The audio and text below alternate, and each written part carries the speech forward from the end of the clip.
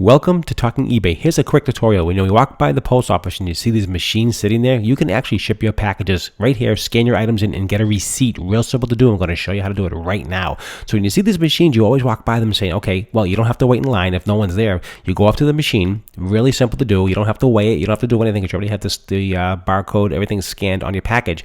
What you want to do is go up to the machine and you're going to see a thing that says scan prepaid label now. That's going to just scan your tracking. That's what this does.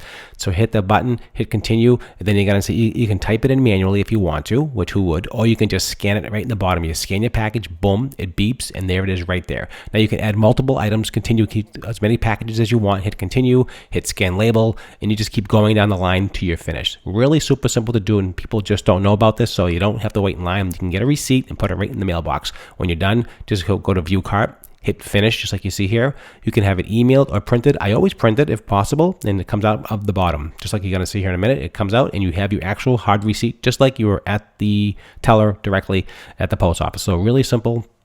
Definitely a good hack. Just don't wait in line. You don't have to ship your eBay packages or anything. Take it here, put it right in the mailbox, those big mailboxes, and then just close it up. And you're going to see it disappears, and you're totally done. Now you can walk out and you're finished. Thanks for watching. Don't forget to like, share, and subscribe. Appreciate your time, as always.